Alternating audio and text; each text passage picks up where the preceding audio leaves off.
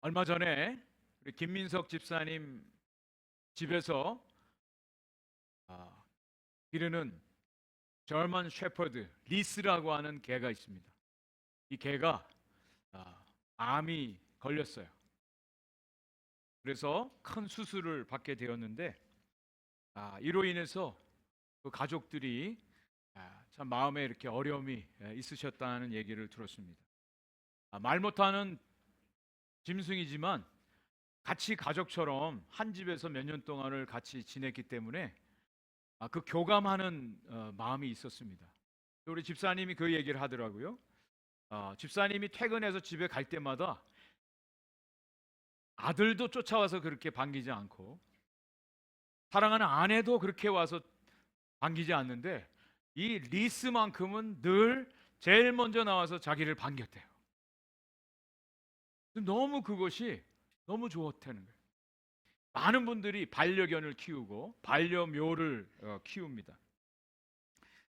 비록 말로 소통은 안 되지만 우리 사람과 이런 정의 교감이 있기 때문에 이런 반려견, 반려묘를 키우는 것 같습니다.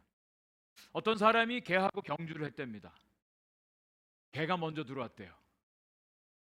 이 사람은 개보다 못한 사람이에요. 어떤 사람이 개하고 경주해서 똑같이 들어왔대요. 이 사람을 가리켜서 네, 개 같은 사람이에요. 어떤 사람이 자기가 먼저 들어왔습니다. 이 사람은 개보다 나은 사람. 이런 별명이 붙여집니다. 오늘 본문 함께 읽었는데요. 이 말씀은 말 못하는 짐승에 관한 이야기가 기록되어져 있습니다. 하나님께서 인간들을 책망하시고 교훈할 때 하나님이 간혹가다 짐승을 비교해서 말씀하실 때가 있습니다. 세속적인 욕망의 길을 가려고 했던 발람 선지자를 향해서 말 못하는 나귀의 입을 열어서 책망하시는 하나님의 모습을 성경에서 우리는 발견합니다. 예수님께서 제자들을 파송하면서 말씀하시기를 너희들은 비둘기같이 순결하고 뱀같이 지혜로우라 라는 말씀을 하시기도 하셨습니다. 하나님께서 이사야 선지자를 통해서 범죄한 이스라엘 백성들을 향해서 이런 이야기를 하세요. 이사야 1장 3절입니다. 소는 그 임자를 알고 나귀는 그 주인의 구유를 알건만은 이스라엘은 알지 못하고 나의 백성은 깨닫지 못하는도다. 소들도 임자를 안다. 소들도 주인을 알아. 그리고 나귀도 구유를 아는데 이스라엘 백성들은 주인 되신 하나님을 알지 못한다고 책망하고 있습니다. 이스라엘 백성들이 블레셋과 전쟁했습니다. 이길 줄 알았어요. 그런데 패배했습니다. 하나님의 법궤를 빼앗겼습니다. 하나님의 영광이 이스라엘에서 떠나갔습니다. 이가봇이라고 하는 말씀으로 하나님이 책망하셨죠. 블레셋은 자신들의 승리에 도취돼서 하나님의 법궤를 빼앗고 잔치를 벌였어요. 그런데 하나님이 그것으로 인해서 이 블레셋 사람들을 심한 종기로 그들을 심판하셨어요. 그들이 난리 났습니다. 이것을 어떻게 해결하느냐? 다시 이 하나님의 법궤를 이스라엘로 돌려보내야 된다. 빈손으로 안 된다. 속건 제물을 가지고 수레를 통해서 돌려보내야 된다. 지난번에 2주 전에 설교 말씀드렸죠. 우리 인간들은 뭐예요? 하나님의 손길을 어떻게 하든지 배제시키려고 우연이라고 하는 조건을 만족시키는 여러 가지 조건들을 다 만들어서 수레를 만들어서 이 법궤를 이스라엘로 돌려보내겠습니다. 한 번도 멍에를 매보지 못한 암소, 그리고 수레를 끌게 하고요, 벳세메스로 똑바로 가면 이것은 하나님이 하시는 거고, 만약에 그렇지 않으면 이거는 우연이야. 오늘 이제 그 소에 대한 이야기예요. 이 소들이 어떻게 하나님의 역사에 동참을 하는가를 오늘 말씀은 우리에게 가르쳐 주고 있습니다. 저는 오늘 이 말씀을 묵상하면서 말 못하는 소지만 이 소들의 심정이 어땠을까?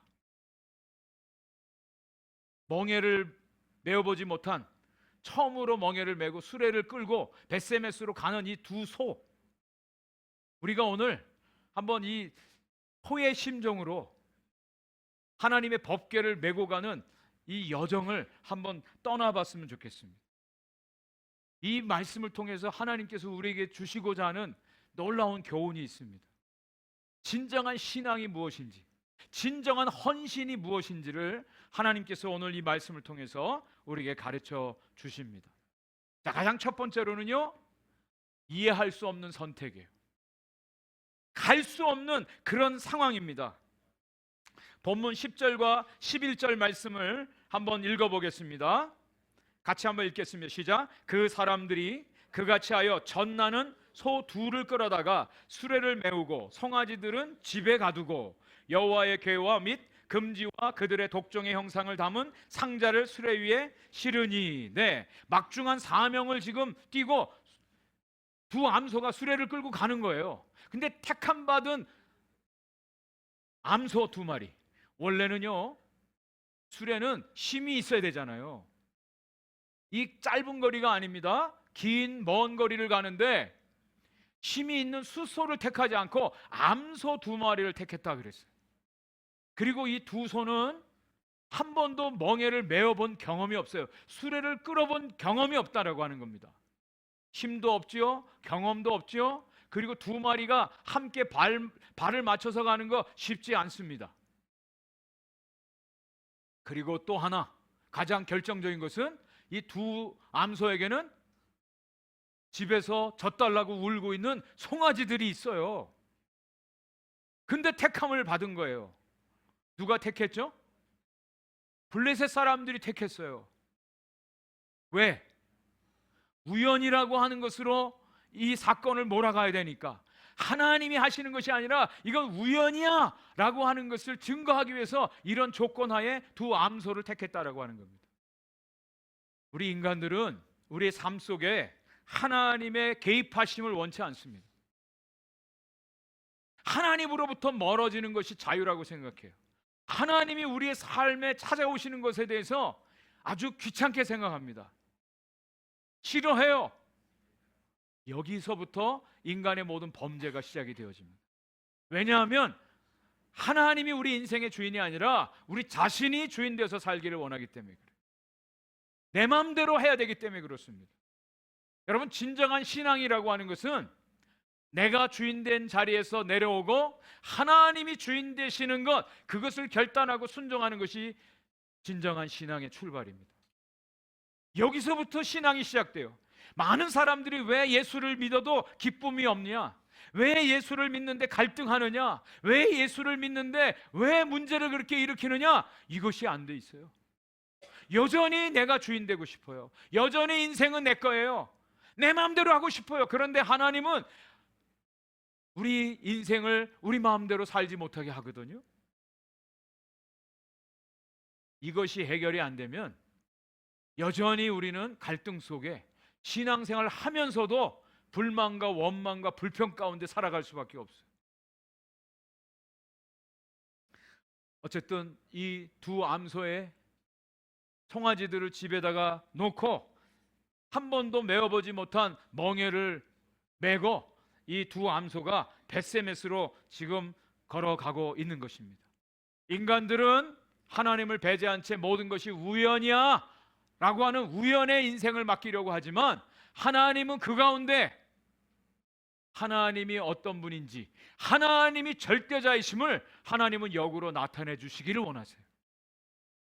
오늘도 저와 여러분들의 삶 속에 할 수 없는 상황이 있어요. 도저히 용납할 수 없는 상황이 있어요. 이해할 수 없는 일들이 벌어져요. 왜 내 인생에 이런 어려움이 있지? 나에게 왜 이런 문제가 있지? 고민됩니다. 질문합니다. 거기에 대한 해답은 하나님이 가지고 계세요. 하나님만이 하시는, 하나님이 어떤 분인지를 저와 여러분들의 인생 가운데 나타내 주시기를 원하고 있는 것입니다. 하나님께서 택해서 부르신 사람들, 사명을 맡겨주신 사람들을 보면, 면면을 보면 도저히 조건이 안 맞는 사람들이 너무너무 많습니다. 가장 먼저는 우리 자신이죠. 어떻게 하나님 나 같은 사람을 택해 하나님의 자녀로 삼아 주셨습니까? 우리 자신이 우리 자신을 너무 잘 알잖아요. 어떻게 하여 나 같은 사람을 하나님의 도구로 오늘 사용하신다고 하십니까? 그것을 깨닫는 것이 하나님의 은혜예요. 나는 당연해. 나는 하나님이 사랑하시고 나를 택하시고 구원하신 거 당연해. 당연한 것으로 알기 시작할 때 그때부터 은혜 의식은 사라집니다. 그래서 사도 바울은 고린도전서 1장 26절부터 29절에 우리의 선택하심에 하나님의 주권을 이렇게 말하고 있습니다. 형제들아 너희를 부르심을 보라. 육체를 따라 지혜로운 자가 많지 아니하며 능한 자가 많지 아니하며 문벌 좋은 자가 많지 아니하도다. 그러나 하나님께서 세상에 미련한 것들을 택하사 지혜 있는 자들을 부끄럽게 하려 하시고 세상에 약한 것들을 택하사 강한 것들을 부끄럽게 하려 하시며 하나님께서 세상에 천한 것들과 멸시받는 것들과 없는 것들을 택하사 있는 것들을 폐하려 하시나니 이는 아무 육체라도 하나님 앞에서 자랑하지 못하게 하려 하심이라 말씀하고 있습니다. 여러분, 정말 하나님의 은혜를 받은 사람은요 자기 자신에게 자랑거리가 하나도 없다라고 하는 것을 고백할 수밖에. 역으로 말하면 아직까지도 여러분의 삶에 여러분 자신을 자랑할 만한 것이 있다면 하나님의 은혜를 알지 못한 사람이에요. 하나님이 우리를 어떻게 택하셨어요? 어떻게 우리를 부르셨어요? 어떻게 하나님이 우리를 불러서 당신의 자녀 삼으시고 하나님의 일을 맡겨주셨습니까? 설명이 안 돼요. 이해가 안 됩니다.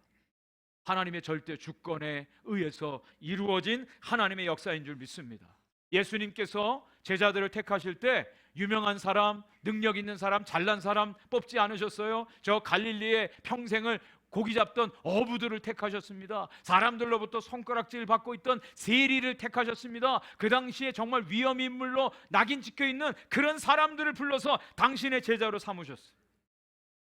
그리고 하나님의 이 복음 사역을 위해서 그 당시에 가장 악독한 사람 중에 한 사람인 사울이라고 하는 사람을 택해서 당신의 사역자로 삼으셨어요. 사울은 그것을 알기에 나는 비방자요, 박해자요, 폭행자요, 나는 죄인 중에 괴수입니다. 나 같은 사람은 어떻게 하나님이 나를 택하여 불러서 이 일을 맡기십니까? 평생을 자기 자신의 연약함을 고백할 수밖에 없는 그런 존재로 바울은 살았습니다. 우리 며칠 전에 큐티 말씀에서 열왕기하 7장에 이스라엘이 아람의 공격을 당하고 포위를 당해서 그 성 안에 먹을 것이 하나도 없어졌어요. 그래서 낙타머리, 먹지도 않은 낙타머리가 한 노동자의 1년치 임금의 값으로 거래되고요, 비둘기 똥을 먹기도 하는데 먹을 게 하나도 없어요. 그때 그 어려운 위기 가운데 하나님이 그 이스라엘을 구원하시는 놀라운 역사에 어떤 사람들을 사용하십니까? 예? 네, 나병 환자들이요. 이 사람들은 성에도 들어갈 수 없어요. 어디도 갈 수 없는 그 사람들, 이 사람들을 하나님이 택해서 이스라엘의 구원의 역사를 이루시는 모습을 보게 됩니다. 하나님의 역사하심은요 오늘도 놀랍습니다. 이해가 안 됩니다. 한번 조용히 여러분 생각해 보십시오. 하나님이 저와 여러분들을 왜 택하셨는가? 무슨 이유가 있어서 우리를 택해서 하나님의 자녀 삼아 주시고 오늘 이 자리에 나와서 하나님을 예배하게 하죠? 설명하시는 분이 계세요? 저는 설명이 안 됩니다. 알 수가 없어요. 하나님의 이 놀라운 사랑. 2500년 전에 중국의 유명한 철학자 중에 장자라고 하는 사람이 이런 얘기를 합니다. 무용지용. 우리는 보통 무용지물이라는 말은 많이 들었죠. 무용지물이 뭐예요? 쓸데없는 물건이나 쓸데없는 사람을 가리켜서 무용지물이라고 얘기합니다. 근데 이 장자는 무용지용이를 얘기해요. 무슨 뜻이냐?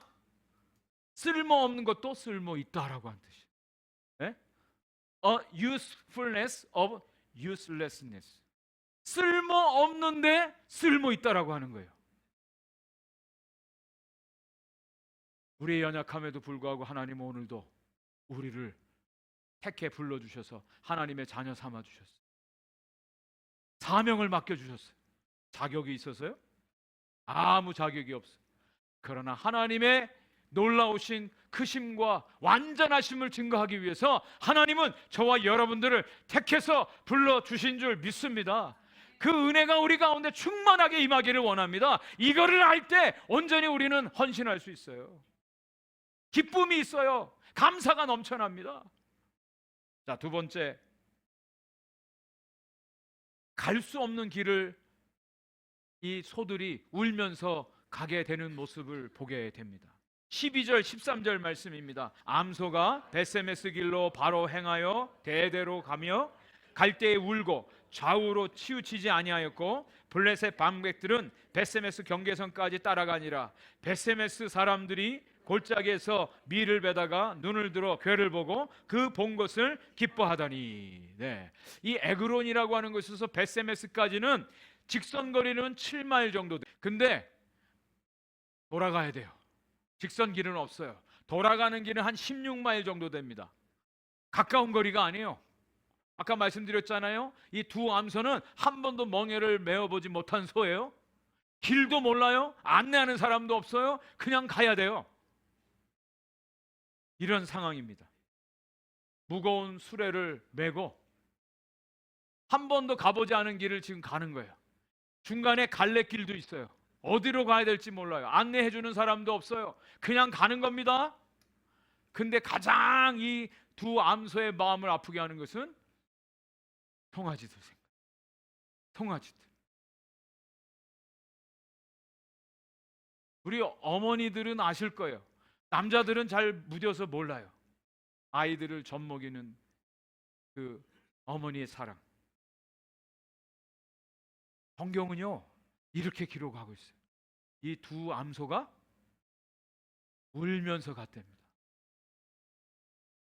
울면서 갔대요. 여러분, 그냥 성경에 그냥 암소가 수레 끌고 갔어, 이걸로 인해서 블레셋을 구원하고 이스라엘을 하나님 회복하셔, 그냥 그것이 아니라 우리가 만약에 암소였다면 자기의 의지로 가는 것도 아니에요. 택함 받고 가는 거예요.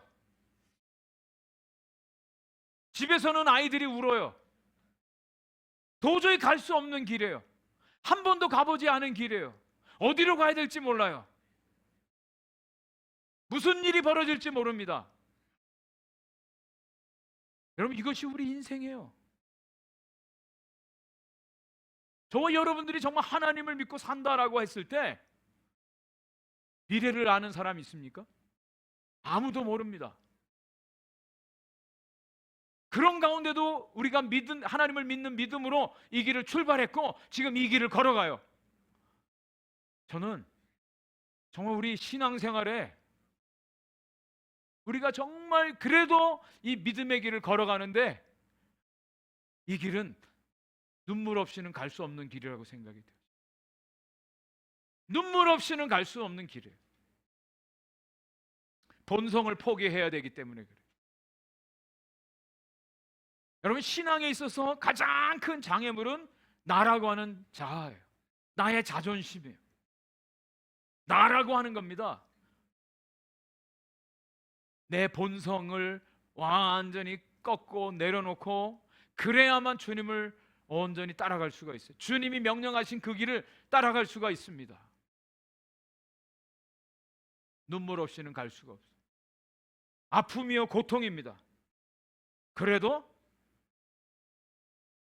주님이 부르셨기에 우리는 이 길을 걸어가는 거예요. 이 길을 걸어가는 거예요. 저는 분명히 말씀드립니다. 우리가 예수를 믿고 신앙생활하는 거 쉬운 길 아닙니다. 넓은 길 아닙니다.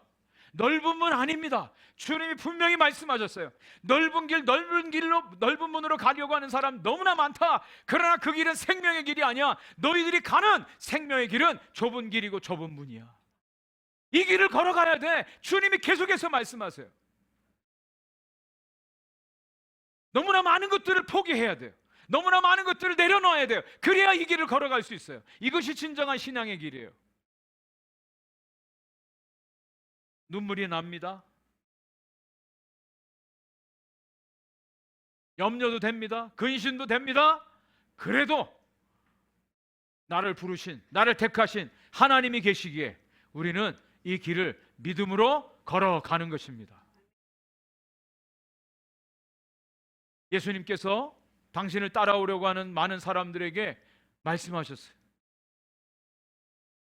제가 주님을 따르겠습니다. 하지만 제가 집에 가서 작별 인사부터 하고 와서 따르겠습니다. 주님 말씀하세요. 쟁기를 손에 잡고 뒤를 돌아보는 사람은 하나님의 나라에 합당치 않다. 어떤 사람들은 제가 주님을 따르긴 따르는데요, 가서 우리 아버지 장례 치르고 와서 따르겠습니다. 주님이 말씀하세요. 죽은 자는 죽은 자들이 장사하게 하고 너는 나를 따르라. 매정한 것 같아요. 인륜을 저버리는 것 같아요. 근데 여러분, 정말 저와 여러분들이 예수 그리스도가 유일한 생명이고 구원자고 예수 이후에 다른 길이 없다라고 하는 것을 온전히 믿는다면 우리는 온전히 주님을 따라가야 돼요. 그래서 예수님 말씀하세요. 너희들이 나를 따라오려거든 자기를 부인하고 날마다 자기 십자가를 지고 나를 따라야 할 것이라고 말씀합니다. 저는 주님을 따르는 이 길이요, 여기 나오는 이 벳세메스를 향해서 가는 이 두 암소처럼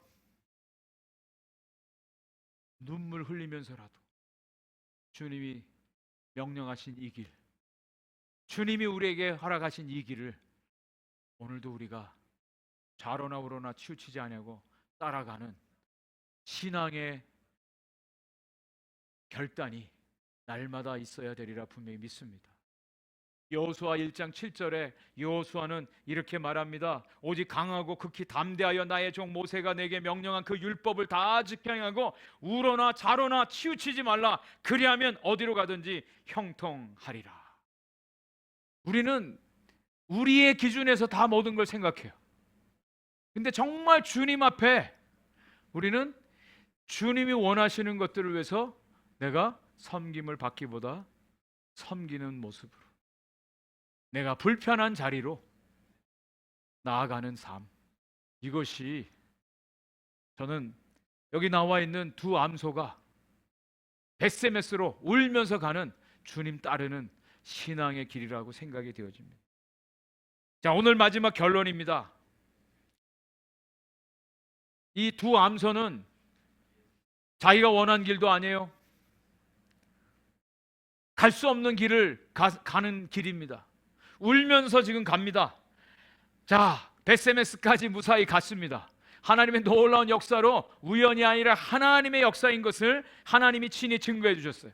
근데 14절 15절에 오늘 말씀의 결론이 나옵니다. 어떤 일이 벌어집니까? 14절 15절 같이 한번 읽겠습니다. 시작. 수레가 벳세메스 사람 여호수아의 밭 큰 돌이 있는 곳에 이르러 선지라. 무리가 수레의 나무를 패고 그 암소들을 번제물로 여호와께 드리고 레위인은 여호와의 궤와 그 궤와 함께 있는 금 보물 담긴 상자를 내려다가 큰 돌 위에 두매 그날에 벳세메스 사람들이 여호와께 번제와 다른 제사를 드리니라. 수레를 거기까지 끌고 갔어요. 칭찬받아야 되지 않습니까? 그러면 수고했다, 피곤하니까 여기 좀 쉬어, 물도 좀 먹이고 여물도 좀 주고 그래야 되는 거 아니에요? 그리고 빨리 송아지들이 울고 있는 집으로 돌려보내야 되는 거 아닙니까? 예? 근데 어떤 일이 벌어져요? 그 수레를 나무로 장작으로 삼고 이 두 암소를 번제물로 잡아서 태워서 제가 되게 했다는 거예요. 저는 이 말씀을 읽고 이거 좀 너무하다. 이럴 수가 있어. 아무리 말 못하는 짐승이라도 어떻게 이렇게 할 수가 있어. 탄식이 나오더라고요. 자신들이 원해서 간 것도 아닌데, 울면서 가는 길인데 보상을 해줘야 될 거 아니에요. 근데 완전히 제가 되도록 잡아서 번제로 드린대요.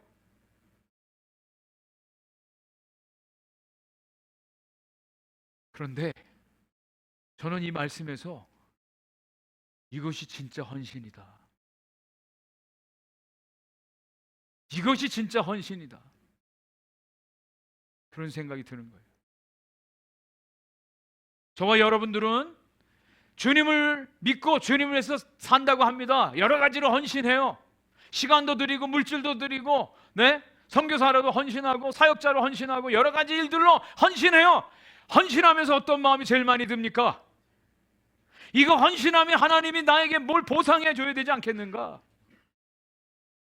이것은 해줘야 되지 않겠습니까? 그런 생각 들 때가 너무너무 많습니다. 그리고 우리가 헌신을 얘기할 때 그 헌신의 기준을 우리가 다 갖고 있어요. 요 정도까지만 제가 헌신할게요, 하나님. 그 이상은 난 못합니다. 나에게 더 많이 바치라고 하지 마세요. 나에게 더 많이 요구하지 마세요. 헌신의 기준도 누가 결정합니까? 우리가 결정할 때가 얼마나 많이 있어요.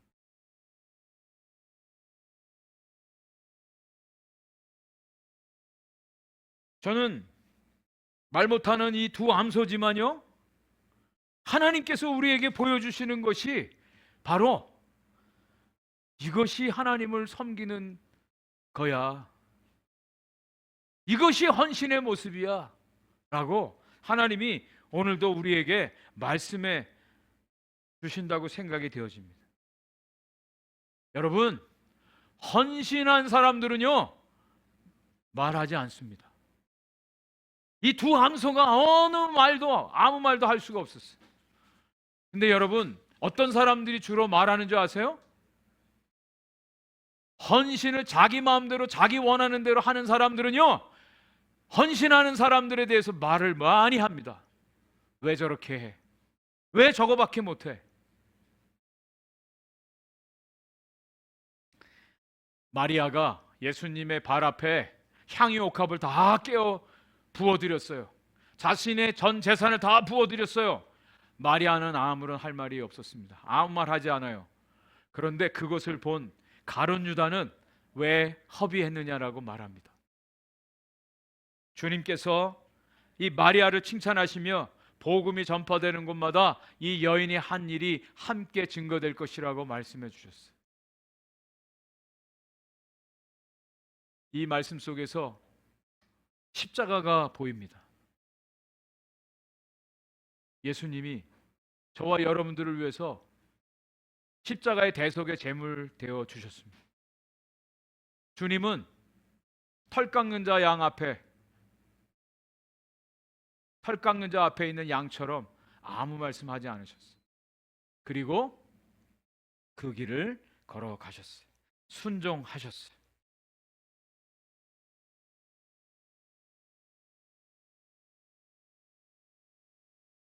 헌신은요, 우리가 결정하는 것이 아닙니다. 헌신은 말 그대로 하나님이 결정하시는 거예요. 하나님이 원하시는 대로, 하나님의 기준대로. 하나님은 오늘도 저와 여러분들의 전부를 받기 원하십니다. 전부를 원하세요. 이 두 암소가 벳세메스까지 가는 이 이야기를 통해서 생각나는 게 있었습니다. 그 사진을 한번 보여주십시오. 요즘에 여기가 아주 인기입니다. 네. 스페인에 가면 산티아고, 우리 이세영 장로님의 버킷리스트 중에 하나. 네. 다들 여기 가고 싶어요. 뭐 얼마나 많이들 가는지 몰라요, 요즘에.